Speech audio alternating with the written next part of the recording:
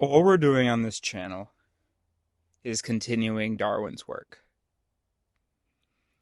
So for I don't know how long, but let's say I would guess 10,000 years, upwards of 10,000 years.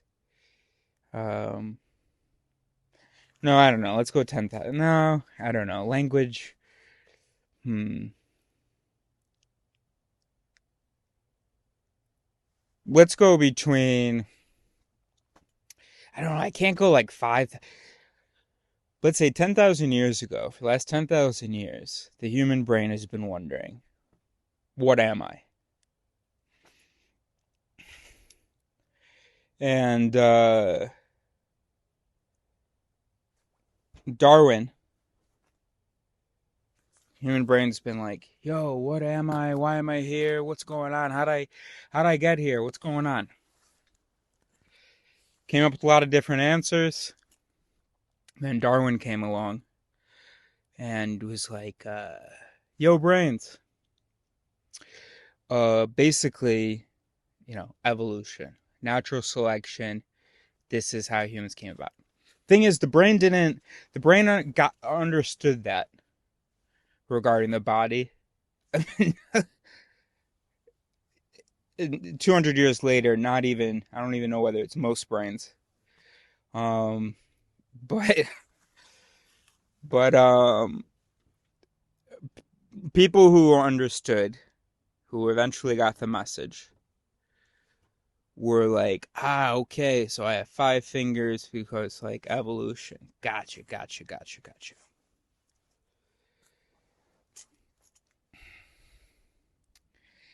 And then, wait, Darwin was in the 1800s, right? When was it, though? Because actually, in 1848 is when we have Phineas Gage, Finest Gage, whatever, however you pronounce that. Rod goes through his frontal lobe. Oh, his personality completely changed. What's going on? What's this brain thing all about? So we started looking at this brain thing. Brains started looking at brains. And there are lots of people who have contributed to all of this. But next I'm going to go to Daniel Kahneman. Daniel Kahneman, he goes in the 90s. No, not true. In the second half of the 20th century, he's doing a bunch of research into psychology and behavior. And he figures out the fact that there's these like automatic mechanisms, basically. Well, he doesn't. Maybe I shouldn't say give him that much credit, but he did an enormous amount of research into the psychological mechanisms that we wouldn't suspect that we have, particularly when it comes to reasoning, higher cognition. And then in 2014, a young man named Francis reads Daniel Kahneman's work, his book Thinking Fast and Slow from 2011. And he starts to put some of the words to it. Wait a minute. So we brains, we evolved over millions of years according to pressures from natural selection. And that these super complex systems sort of slowly became what they are that way. It wasn't even a trajectory. And then we just ended up like this because this is what works, survival of the fittest. Oh, okay. And then, thanks to Phineas Gage, I'm thinking this brain here is thinking it might be a brain. Okay. So then the brain, a physical thing just like the body, must be encoded by genes, And those genes must have followed the same process as the genes for my hand and so on. So just like my eye, for instance, right? It's not like an ideal thing because an eye can't evolve. I say that like I can explain it. I can't. That was the title of the YouTube video I scrolled past. I thought I understood it. I was thinking like, so like, I was thinking how I understood that was that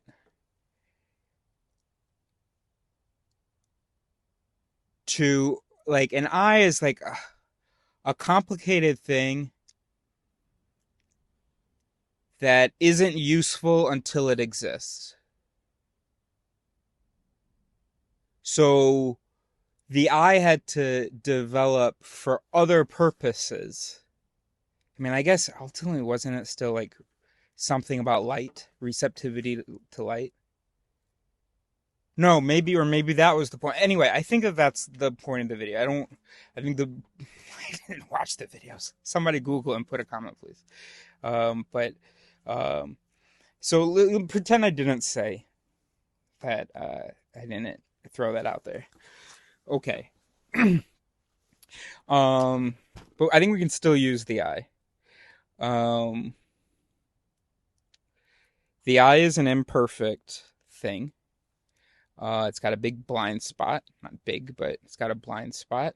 It's that the brain that we fill in as brains. I'm losing my train of thought here. You are so patient. Okay. It's coming. It's not here yet, but it's gonna come. Watch this.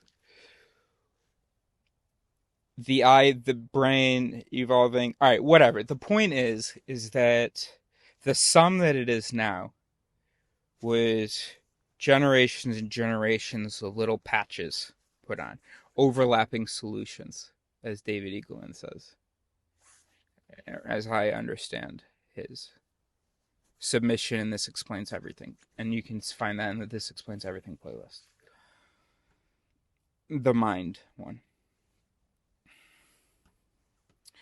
Yeah. So the brain, then, okay, awesome. Now, Eris was a little lucky because Eris felt constant cognitive dissonance. Eris might be exaggerating, but in David McCraney's book How Minds Change, there's the disequilibrium chapter, and in that chapter, all right, I put a big ol' yo, this me, all right. But the research into post-traumatic growth and the affective tipping point reveals that we're on page 121, that we all have a breaking point after which we enter learning mode, eager to make sense of a relentless stream of disconfirming information. That spoke to me, bro. I was like, that's me, bro. Whether it is me or not, I mean, I do have, that's resonating for me. I feel like every day, it's just like there's disconfirming information, whether it's people saying that something is incorrect. I mean, I don't experience it anymore because I've removed myself a bit from the people, but back when I was back there, I was so confused. How come we're disagreeing? What? That's true? What? And then he mentions cognitive dissonance. Because, I always talk about the resolution of cognitive dissonance when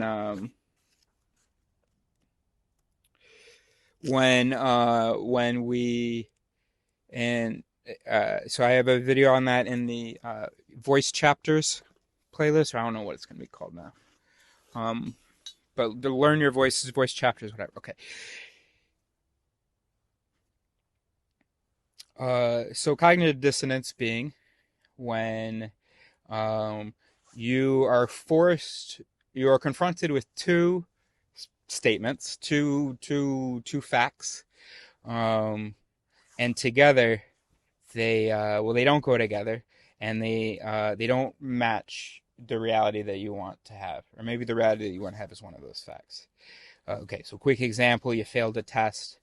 Okay, so that means because if you got a bad grade, you're stupid, but you know that you are smart. So here are the two facts. Uh-oh, what do I do? What do I do? These are conflicting.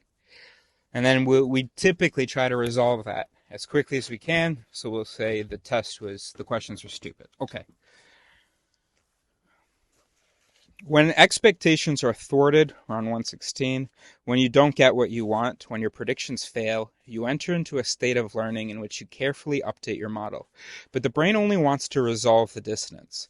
This means that the unfortunate truth is that experiencing the I might be wrong feeling, doesn't guarantee people will accommodate. Um, Accommodation and assimilation. Anyway, only that their brains will become alert to a potential conflict. Unless otherwise motivated, the brain prefers to assimilate, to incorporate new information into its prior understanding of the world. In other words, the solution to I might be wrong is often, but I'm probably not. And I'm gonna, I'm not gonna. You're so wet. Why don't you get a little bit dry first? I'm gonna give you food in a bit. You're so wet. Stay out there. You're okay. You're okay. Oh my God.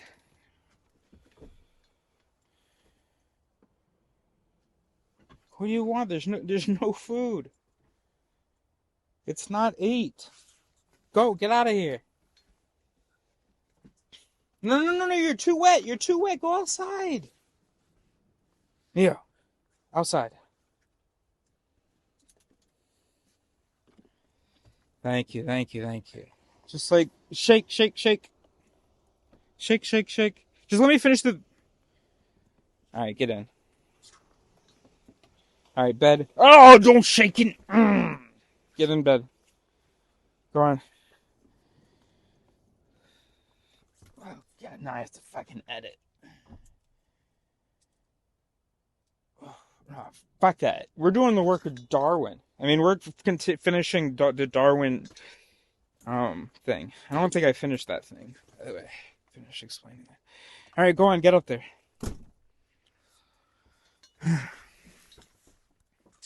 Okay, so 1. I think you understood, but Darwin um gave us the start of a real answer to what we are. We, as brains, were resistant to the idea that we might be brains and that all that evolution shit applies to us. Um,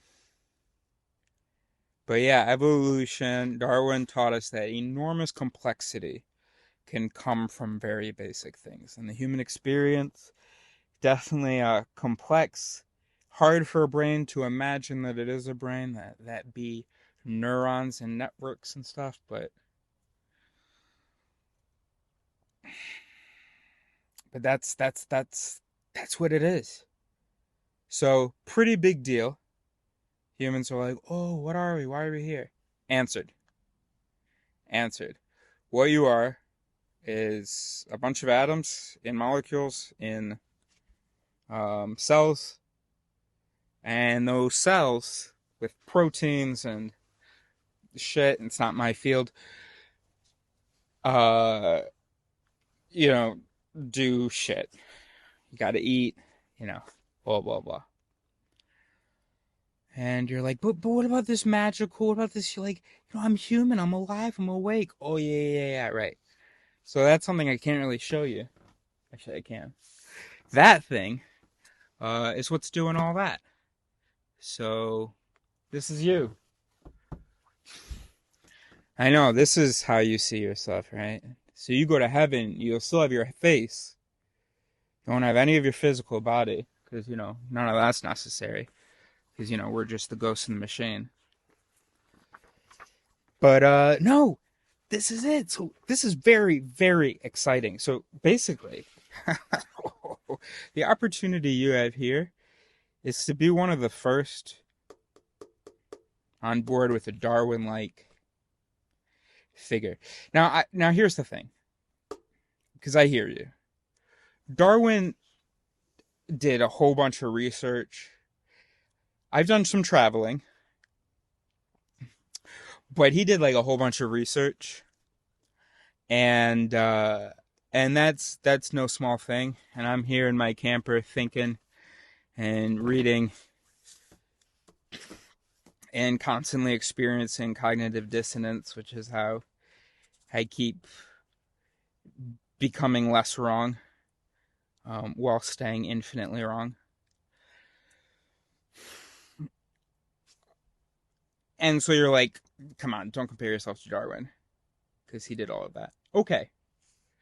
So if you want to, I'm just trying to think, like, who could we compare me to? So I'm traveling, I moved out to the woods. I'm trying to live like a very basic life, trying to just commit to sharing my understanding of man, so to help man, and and uh, gosh, I thought I was going to be able to think of more parallels with Jesus. Okay, but anyway, okay, no, okay, but I hear that. But here's the thing: isn't a big part of what Darwin did to put the words to it? I don't know whether you can say that in English, but to put the words to it, to have the words that can represent the idea and be transmitted. Wasn't his explanation a big deal? So I don't, I get that I'm not bringing the research to the table. I get that. But if Kahneman, if I'm standing on Kahneman's shoulders, if Kahneman gave me the research, and then here I am coming up with the language and the theory, could me on Kahneman's shoulders, could we say that you had this era during which humans answered the question, what are we? And it goes from Darwin to Kahneman and Eris.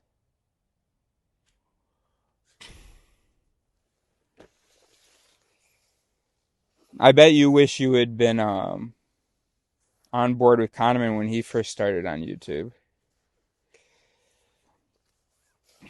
So, all right. So, I've spent too much time and energy on the, oh wow, Eris, you're significant.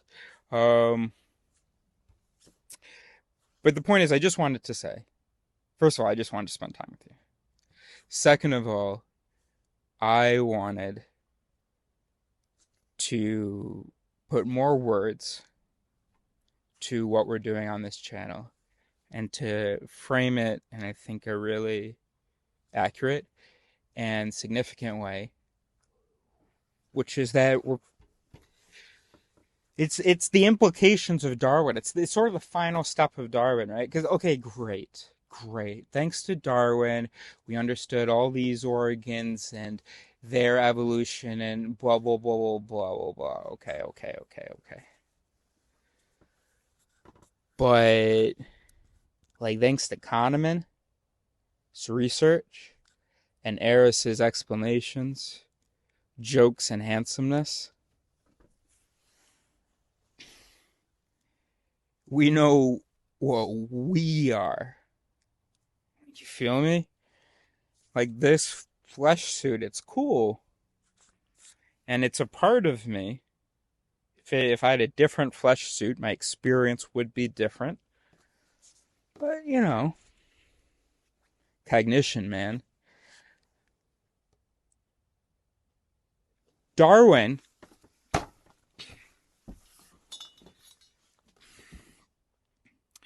now it feels less profound as I ran it through again. Or maybe it was me moving closer and I'm hyping it up too much. Darwin answered the question, what are we and why are we here? Kahneman and Eris answered the question, what does it mean to ask that? Actually, I was going to originally say, why are you asking that? But yeah, or how are you asking that? Or, not that we've given like the specific, oh, here's the network. But, so the mind is mechanisms. The mind is voices. The mind is its. And remember that every mechanism in the mind can be phrased as an if-then rule. So whatever the conditions are that activate it, and then whatever it transmits. Or, well, it doesn't really like transmit different things, but it's going to, whatever cells it's connected. Sorry, sometimes I get confused when I'm talking about neurons or its voices. Okay. So, but still, yeah, voices, they have pre-programmed then. This is their output. Each voice has, these are the conditions that get me going, and then this is what I do. And what I do is activate voices. I slap voices, 352, 8,610, and ABZQR. And then whatever those voices and wherever that ultimately leads to, I guess we can describe that as the output of this guy, the fact that he engaged that whole protocol. We have a lot of work to do. So help me out. I'm not big on I'm not big on I'm big on credit if I earned it, but I'm not like, it's not like important to me to go earn the credit. So I don't I'm not I'm it's okay if you take an opportunity. I mean, it's a little bit, every human has a little bit of an instinct, a little bit of a voice, a little bit of an it that says if opportunity for status is threatened, then be upset. But still, yeah, I mean, I'll get the credit I deserve. So jump on board, bro. Actually, it is kind of scary if I imagine a whole group of 10 people and everybody just has better ideas, and oh no, and then it just, I just, all I did was just go boop, and then I was like, oh fuck, I didn't realize any of that stuff. All I did was bring you guys together, and now you figured it all out. Man, how to spread the mass. Oh my gosh. Fuck it, dude. I'll write a little book. Write a little book. Yeah. I'll take credit. And then it gets done though. And also, by the way, I don't get any credit if we don't do this. Get this done. Finish what Darwin started. Answering in every which way the question of what are you? What am I? Why am I here? Why do I do the things that I do? Why do I feel the way that I feel? Why do I see what I would see? How do I perceive? All of that stuff. I mean, I didn't come up with the brain thing. I'm just putting the words. So you know what? All right. I can just be the facilitator. That's okay. I think I'll still get a mention, and I think I deserve one, and I think that's okay. I can just be the facilitator. From Darwin to, I mean, Kahneman didn't. Ugh. And even in This Explains Everything, all right, I'm going to let you go, but even in This Explains Everything, all of the authors were that far away. And maybe that's just my perception because I have an it. If It's called the self-serving bias, and if you can take credit for something, take credit, and also shut down any other its that might question that. What did I just take credit for? I don't remember. I should let you go. Okay, so like that's not nothing though. Darwin, that hasn't finished. The future won't remember Darwin's work as having finished with Darwin. We're just inside of it still. So we see the beginning and we think, oh, that was it then, because we're still inside of it. But once we get to the other side, once Darwin's work is finished, once people understand what we are, I don't remember what I was gonna say, but that's gonna be great. But